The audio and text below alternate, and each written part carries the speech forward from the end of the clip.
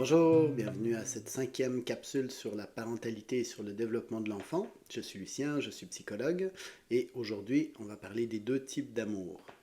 Alors j'ai déjà évoqué plusieurs fois le fait que par exemple un enfant ne peut pas aimer son parent, un parent ne doit pas s'attendre à ce que l'enfant l'aime. Je vous avais dit de ne pas faire le saut, que j'allais en parler puis que j'allais l'expliquer davantage dans la cinquième capsule. On y est, donc aujourd'hui on va parler des deux manières dont on peut aimer comme être humain.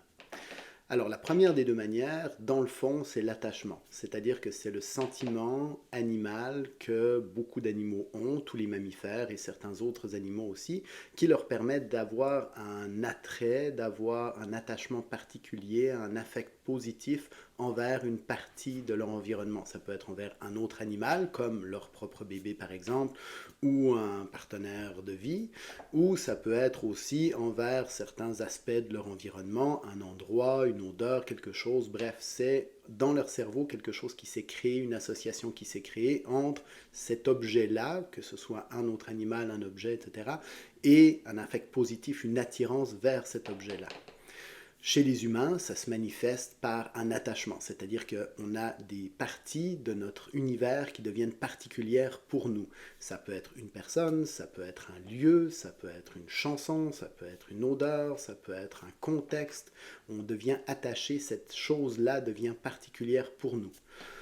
L'exemple classique, ou un des exemples en tout cas classiques, il y en a plein, mais c'est celui qui me vient, c'est celui de la fameuse rose du Petit Prince, qui n'est pas une des roses parmi tant d'autres, mais qui devient sa rose à lui. Elle est particulière à lui, il s'en occupe, il est attaché à elle, à cette rose-là.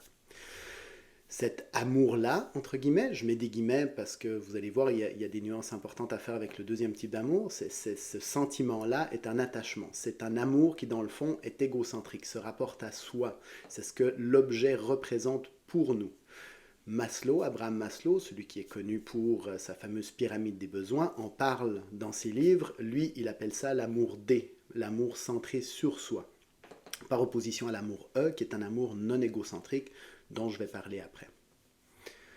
Tout dans notre univers, tout ce à quoi on accorde une certaine importance, on peut dire on y est attaché. Et c'est très bien, très important de le comprendre, on y est attaché comme objet. Un enfant est attaché par exemple à sa peluche, à son toutou, comme objet. Autrement dit, c'est ce que ce toutou-là représente pour lui, comme stabilité, comme sécurité affective, etc.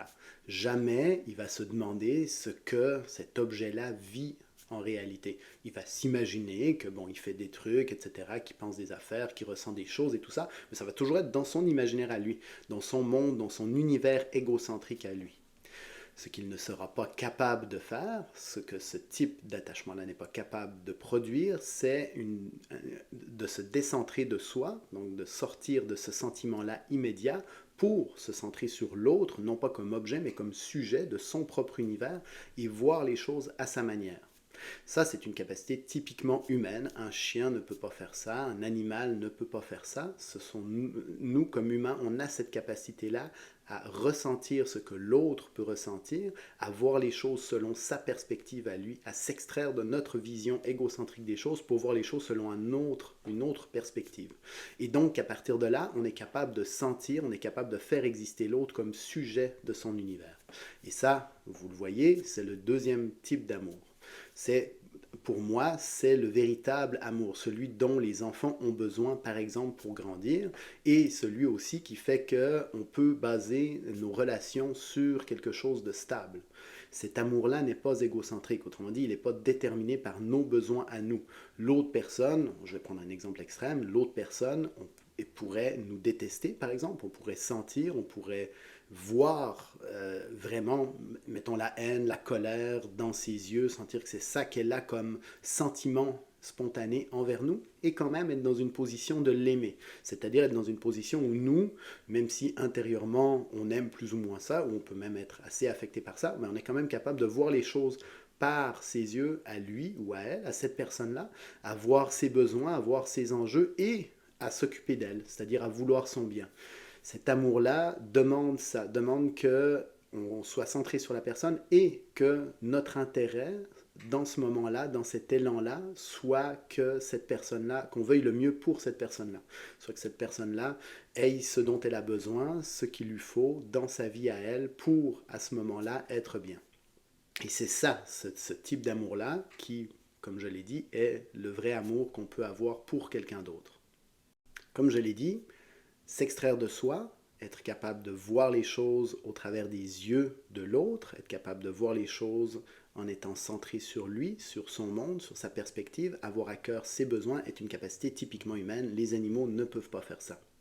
S'extraire de soi, comme je l'ai dit dans la capsule sur la position de parent, demande un certain effort. Alors, il y a des personnes qui peuvent le faire plus ou moins facilement, pour qui ça vient plus ou moins facilement, mais fondamentalement, ça demande quand même l'effort, en général, de contrer notre propre égocentrisme, nos propres besoins, notre propre facilité à voir les choses comme on les voit spontanément, pour faire l'effort de les voir autrement.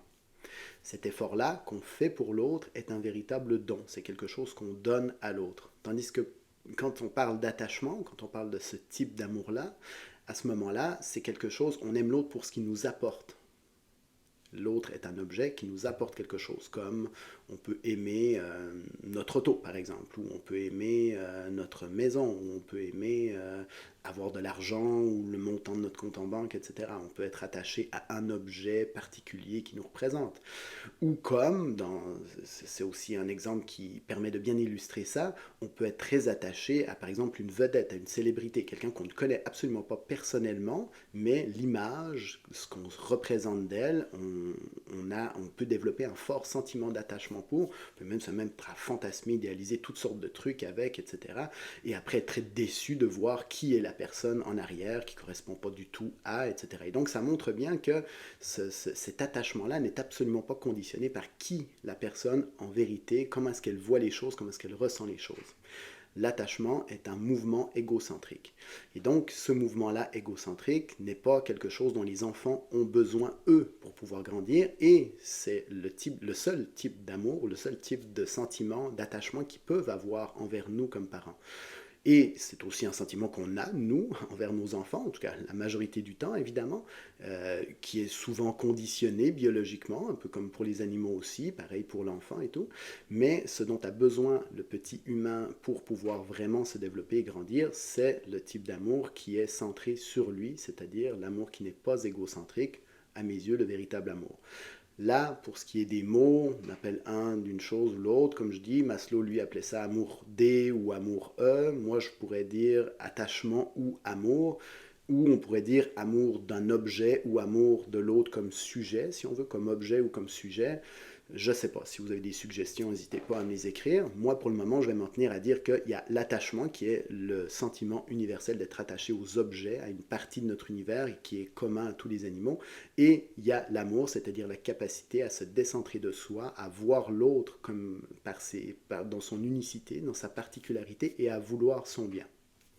Cette distinction entre ces deux sentiments-là, ou plutôt entre le sentiment qui est l'attachement et la position intérieure, la disponibilité intérieure qui est l'amour, est très importante à faire pour comprendre plein de phénomènes et résoudre beaucoup de paradoxes de ce qu'on peut entendre, du type parents abuseurs, père, mère, qui bat, traite mal ses enfants, et de qui on peut dire, oui, mais pourtant il les aime.